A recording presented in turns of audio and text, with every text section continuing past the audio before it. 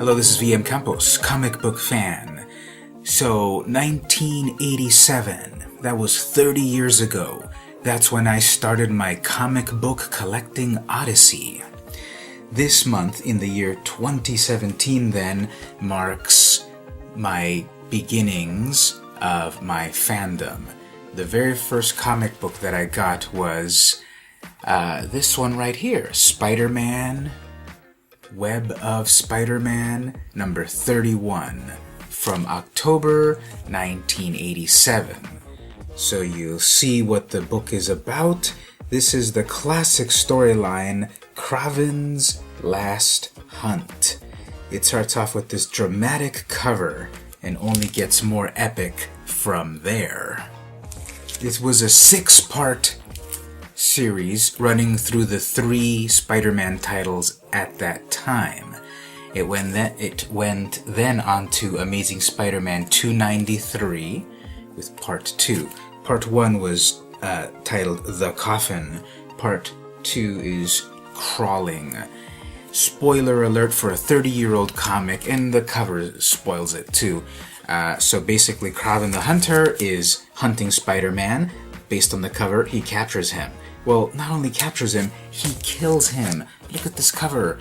Kraven triumphant over the grave of Spider-Man with his black costume before it was the Venom symbiote, of course. And yeah, Kraven triumphant. What a way to get started in comic book reading. Your hero is dead at the end of that issue. Issue number 3. Well, it's a pretty messed up story. This one is Peter Parker the Spectacular Spider-Man number 131 with Part 3 of Kraven's Last Hunt, Descent. What happens is Kraven has proved himself to be the superior Spider-Man and dons the outfit. Kraven was never able to defeat Spider-Man until now, so he did. He killed him and he buried him, and he took on his mantle to fight crime better than Spider-Man, than Peter Parker, but he does it in such a cruel and vicious way compared to the original. Well, he has to do it because Vermin is running amok in the city. This is a cannibalistic, mutated man who lives in the sewers, eating homeless people and passerby in New York City. So Kraven dons the Spider-Man outfit, fights Vermin also, and defeats him. So yeah, he's really taking on Spider-Man's mantle, but in a much more over-the-top and cruel way. Next up, issue number 4 of the series. It goes back to Web of Spider-Man. This is 32 in November. So, Part 4, Resurrection. Okay, spoiler alert, Spider-Man wasn't really dead. It was a tranquilizer dart. But Kraven did bury Spider-Man in the family plot in Kraven's estate. And Peter had to wake up from that nightmare and crawl out of the muck in a dark and stormy night. This cover then, amazing, Night of the Living Spider inspired. So, this cover blows me away. Spider-Man returns. He's like, what has happened? I've just been recently married to Mary Jane Watson. Kraven killed me, buried me alive for like 2 weeks or something. Like, I don't know how you're gonna survive buried for 2 weeks. And what's going on? So he has to pick up the pieces of what happened. He confronts Kraven and you know, enraged, of course, beats him up, but Kraven doesn't fight back. He says, I don't have to fight back. I've won, little spider. I've won. I've done what you couldn't do. I've defeated Vermin. The last time Spider-Man fought Vermin was he had to team up with Captain America. Vermin actually debuted in a Captain America issue. So he fights Kraven, but he doesn't fight back. You're defeated. You were dead, Spider-Man. And now what I'll force you to do is show you more. You're gonna fight Vermin. So Kraven had Vermin chained up, releases him. He tries to fight a weakened Spider-Man, and Spider-Man loses. So Kraven frees Vermin, says, you know, get out of here, go do what you do. And Vermin goes back into the sewers, back into the streets to kill some more.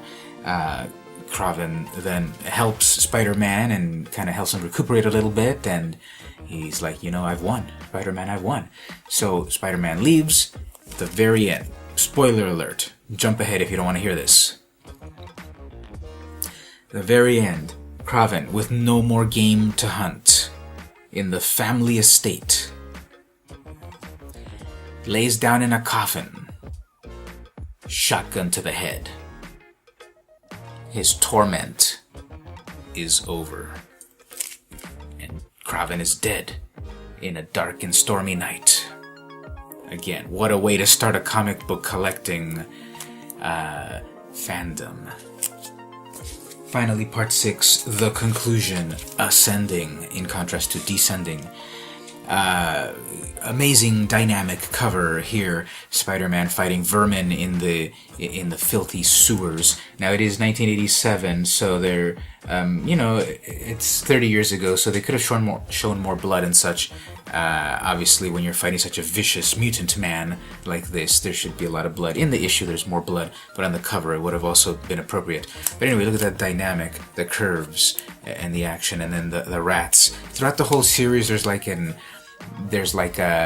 allegories and metaphors of the spider versus the tarantula versus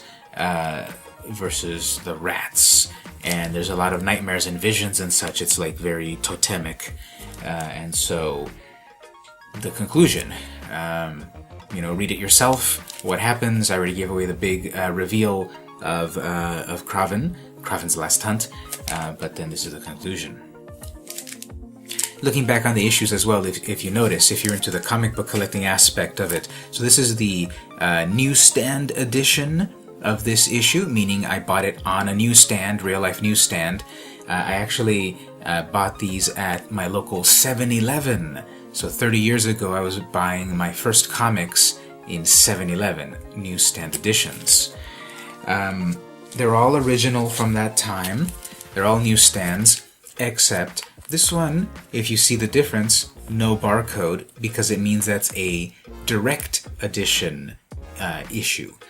So I bought this at the comic shop, which was a comic shop next to that 7-Eleven, Omni Comics in Imperial Beach.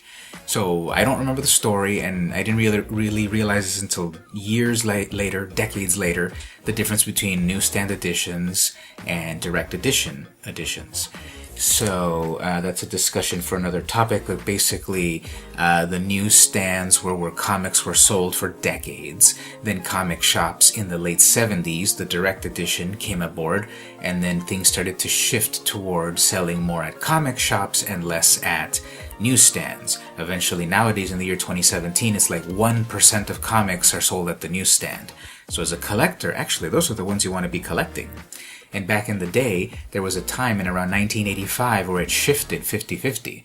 So between around 1977 or so and 1985, the comics in the direct edition were the rare versions, and the ones in the newsstand were common. After 85, after that shift, the rare ones, the more valuable ones, were in the newsstand. So anyway, little trivia there. This is the newsstand edition of that. I think I want to make it my goal that maybe I want to go back and get one of each, newsstand and direct edition of each of these, because I've got, obsessive comic book syndrome, and I've got, out of these 6, 5 of them are newsstand and 1 is direct. It'd be fun to then get the other direct editions and the other newsstand. And I have to make a confession. This one is not original. This is not from my original 30-year-old collection. Every one of these other ones is, I swear. But this one, when you're young, you don't know. You're just reading it, and you don't care, you don't know, unless someone tells you about saving it as a collectible and such. So I've had these in my collection, but it wasn't really until the last 2 to 3 years that I realized, I had these books, but I have a couple of gaps in a run, because I've got a run of these Spider-Man books that lasted from 87 to 92.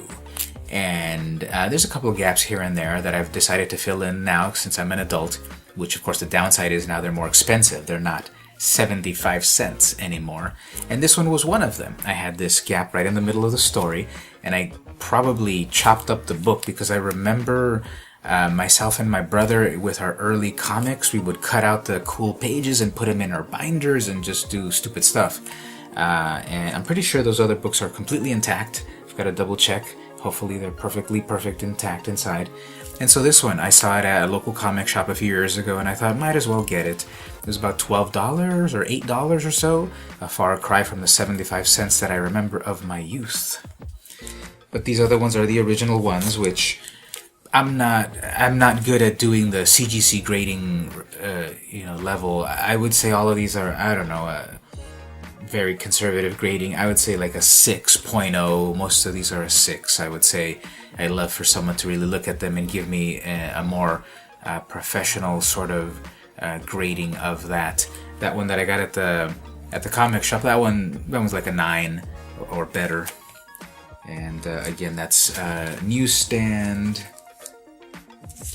Coming back here, the barcode at that time. They've got barcodes now, but if you look at the barcode of your current generation comic, it's going to say direct edition. So if you'd like to collect comics in addition to reading them, nowadays, be on the lookout for the newsstand edition of key comic books. Those are the valuable ones. Big one that comes to mind, Super Sons #1 from DC Comics. Yes, I know it's a Marvel video, but yeah, DC Comics, all comics are good. Props to the distinguished competition. And DC Comics, Super Sons #1 that came out 1 or 2 years ago, or less, direct edition, super valuable because everyone loved.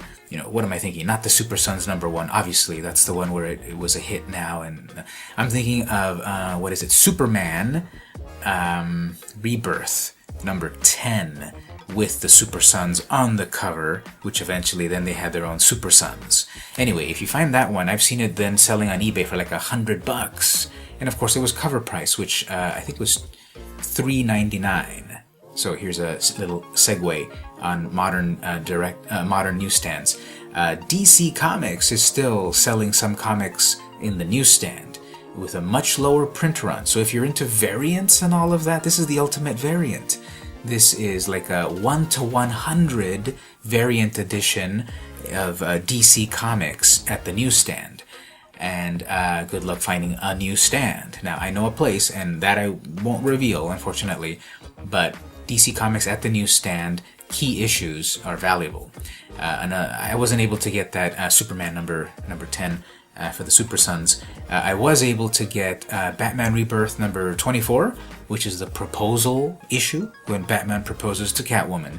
And that's the newsstand edition. And I got a little greedy, but on the day that they put out all of those books on the newsstand shelf, I got all 3 of them. So I got 3 copies of the rare Batman 24 proposal issue, newsstand edition. What's fun about that one is that it's also got 1st through 4th prints. And then printings is another thing to talk about in another video of collecting and rarity. And then back to this. So, Web of Spider-Man #1. Beginning this issue, a special 6-part saga. Back in October 1987, 75 cents. Marvel Comics Entertainment Group, approved by the Comics Code Authority. Yeah, with that kind of cover. Part 1, The Coffin. This is what started it all. My love of comics, my love of the Spider-Man mythology. He's my favorite superhero of all. And 30 years later, I'm still reading his books. 30 years later, I still have my original collection. I've got Amazing Spider-Man number 298, first Todd McFarlane artwork on Spider-Man. Yes, I've got Amazing Spider-Man 300, first Venom. Yes, I've got 316, first Venom on the cover. Yes, I've got that whole run between Amazing Spider-Man 293 all the way up to 333, and the accompanying Spider-Man, Web of Spider-Man, Spectacular Spider-Man, and some of those early Spider-Man, which was eventually Peter Parker Spider-Man, Todd McFarlane early Spider-Man series. But here it is. So thanks for watching the video. What about your first comic? What do you think about this? Did you also start in the dark and gritty 80s? Did you start in the gilded age of the 90s? In the 2000s? Oh, someone's tweeting at me. I'm very popular. Tell me about it in the comments, and thanks for watching. See you next time.